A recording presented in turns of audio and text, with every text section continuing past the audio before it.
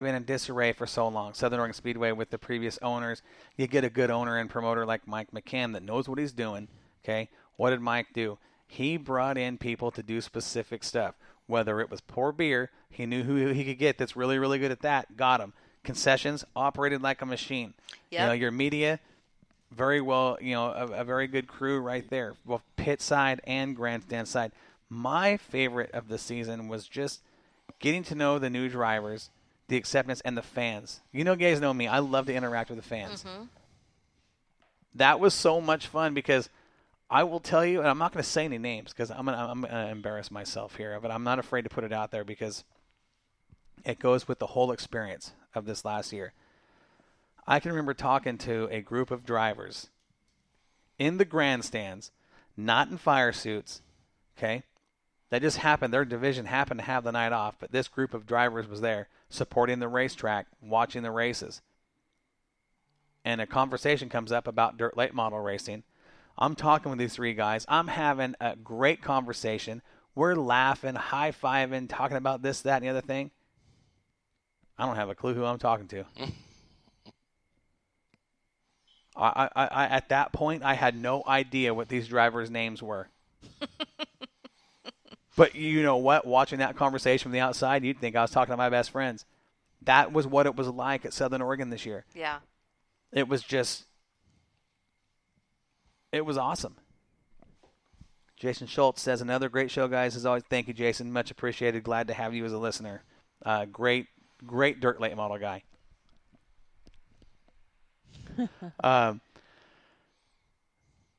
The whole atmosphere at that racetrack this year, minus a couple small incidents, was phenomenal. I think my favorite part was when Gary put the 911 on the cop's car, and he was totally.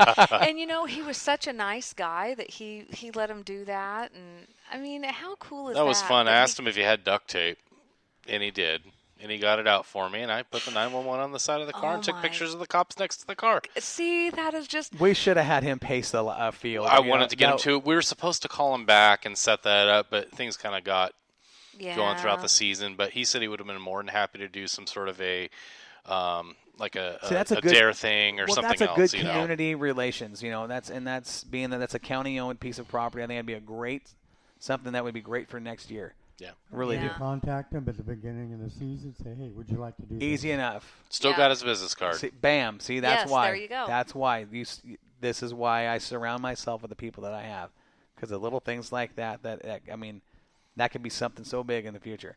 I thought it was a great race season. I was sad when Ed left. I get it. I understand. We have to take care of our health. And I understand Ed's reasons. I know that when Ed came here to let us know that he could no longer do what he does, he was heartbroken. There was tears in his eyes. He's got a passion for doing what we do, and the fact that right now his health isn't letting him, I know that experience. I knew exactly. I got him, gave Ed a hug, and I said, "Hey, man." I said, listen, nobody's mad. Nobody's upset. We love you. Take care of yourself. Because I know that moment when you're done. This is my passion, and I can't do it right now. There's that moment when you come to that realization, whether it's driving a race car, you have to retire, or football or whatever. There's a piece of you that almost dies. And I can remember at 30 years old on the football field, semi-pro, I'm playing against guys from the NFL, Division I, Purdue, Notre Dame, Oklahoma, OSU, U of O. I mean, we're talking major. These are kids in their prime of their life. I'm 30. These kids are 22 years old, and they're heading for the NFL. And I'm playing against guys coming out of the NFL in this league. I can remember a moment on the field when they put me in. I've been playing corner. A 220-pound cornerback, imagine that. And I can remember this kid who I had been kicking his tail all day long. And I can remember where, towards the end of the game, I was tired. I was playing linebacker. I was playing corner the whole game. I'm on the kickoff team. I'm on the kick return. You get exhausted. And I remember thinking, man, why am I so tired? I shouldn't be feeling like this. I've never felt like this playing. And I always did that, both ways, special teams, all of it. And when this little punk receiver, I came up to jam him on the line, and he got by me. Which hadn't happened all game. Okay, it hadn't happened all game. It hadn't happened all year. Because when I get a hold of somebody, I'm blowing him up off the line. I'm taking him out of the play. He got by me, and I slipped, and I went down to one knee. And I can remember sitting there on one knee on the opponent's sideline with my hand up my face mask thinking, it's over. That shouldn't have happened. And there was that moment where I had to come to that realization that this is after I took the hit that caused the stroke. And there were some things, health things going on that I had ignored. And I can remember that moment thinking, it's over. I can't do this anymore. It was such a hard realization. I remember driving home after that game thinking to myself the whole way that I knew what I had to do. I was fighting the headaches, I'm lining up at linebacker, seeing 3 running backs in the backfield, and there's only one. I know my health isn't good. I'm puking on the sideline. I'm puking at halftime. I got a headache that won't go away 24/7 for 3 solid weeks. For 3 solid weeks, this headache didn't go away, and I'm playing football in this condition. What did the team doc? You're a piece of meat when you play at that level, and you're either going to perform or you're going to go home. Mm-hmm. And I know that if I go to the doctors and say, hey, listen, I'm hurting, I'm not feeling good, what's going to happen? You're out, buddy. They're going to put the next guy waiting behind you on the field, and you're going to watch. I wasn't ready for that to happen. I knew that there was something wrong, but I didn't want to admit it. When I had to come to that realization, when that moment when I'm thinking that shouldn't have happened, this is over. I'm done. I can't do this anymore.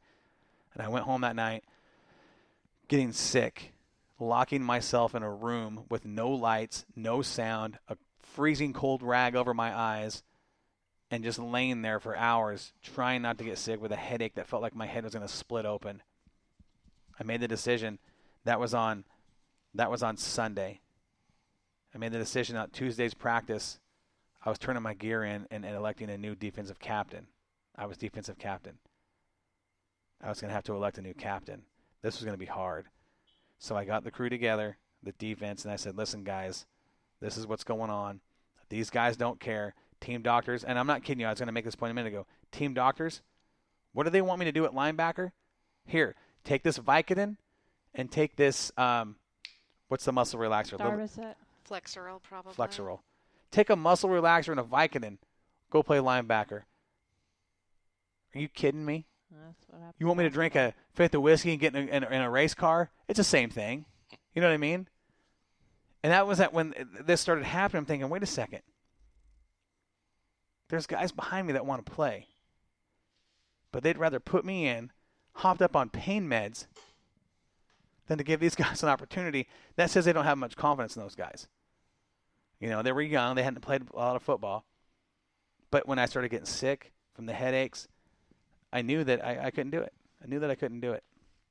And I had to make that decision. So I came in that Tuesday, got the defense together with our defensive coaches, and says, guys, listen, I'm done. It's over. I can't do this anymore. And there were guys that were obviously, it's a brotherhood, man, when you're playing ball. When you're playing football, it's no different than racing or, it's you go to war with these camaraderie of the dudes, sport, you go to war with these guys. Football is a brutal game. It's a war, and you go and you got to have their back and they've got to have yours. And my defense had my back. And they said, you can't quit. I said, I have to. For health reasons, I have to. I understand where that's coming from. For health reasons, I have to. I turned my gear in on Tuesday. You know what happened Thursday morning? I got out of the car, walked into work, and had a stroke because of the hit that I took, a cheap shot after the play was over on the football field that caused me to feel the way that I did that ended my football career. It was ugly. And I'll tell you, there's times I watch football and I still get mad. I still feel like all that time it wasn't complete because I didn't get to go out the way I wanted to go out. That was what I experienced with Ed when Ed came in here to tell us that he couldn't do it. I felt bad for Ed because I know what he was going through. I know I've given communication with Ed quite a bit. I still understand where he's still in that situation, health-wise, that doesn't allow him to do what he loves to do. My heart's breaking for him. I understand that. I understand where he's at. It's hard. I don't care what age you are. It's hard. But it was good while we had him. The season was fun. Ed is he's a lot of laughs, man. Yeah, that guy is witty.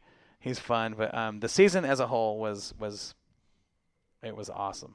I'd like to say one of Ed's jokes, but I won't say it online. I'll only say it, in person.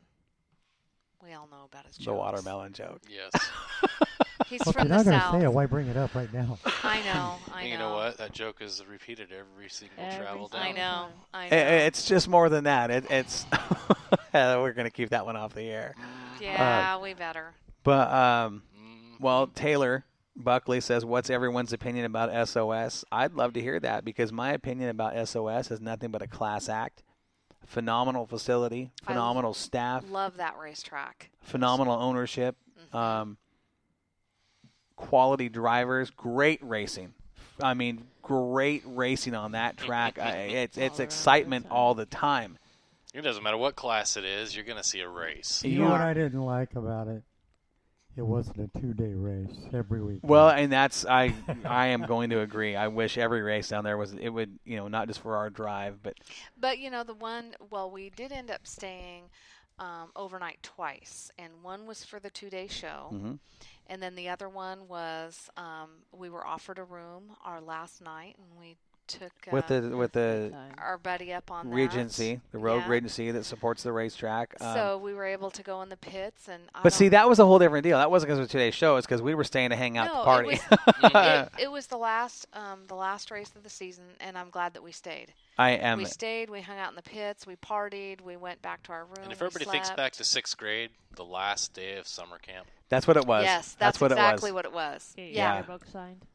You've made new friends. You've made new friends. You know that time is now coming to an end, and you don't know if you're going to see those friends for a year or a couple of. I mean, it's the Wonder Years, the TV show, The Wonder Years. It's kind of like one of those moments when you're a kid, like Gary's saying, and it's, Stand By Me. It's kind of one of those moments that you're in that moment with your friends and you're having a good time and you don't want it to end.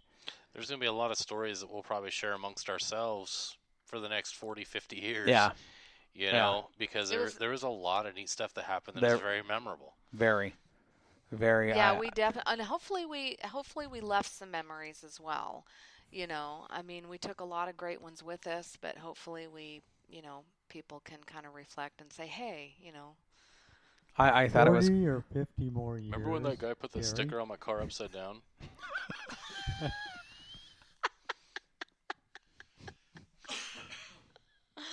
Oh, there's so many fun things. I don't know if I can get up those stairs in 40 years from now. Hey, I told all the drivers, because a lot of times, I'd be mounting cameras, and it's like these things recording all the time. No. Only when you're on the track. I'll come over and so you go out on the lineup, you're turning on cameras. Sometimes it takes you 5-10 minutes. Love to see some of that footage from after some of them races. We've got it all. We've got it all. We've got it all. The crews, the drivers getting out of their cars, the passion. The curse words. Oh yeah, I heard it. Beware, you're going to hear some stuff on there, and I heard that multiple times because whether it be a guy in the car getting hit or something happening and they're getting just pissed, so, they're going to say something in the car and the camera's going to pick it up.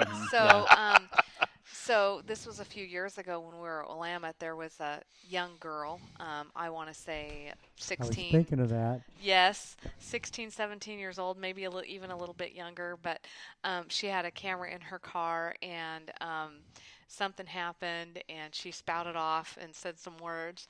Well, she let the other driver next to her know that he was number one, and yes, right in front of our camera, and it was like, whoa, she's got this pretty She's girl She's Such just a a sweet sweetheart little most thing. of the time. until she gets in a race car and she's a competitor.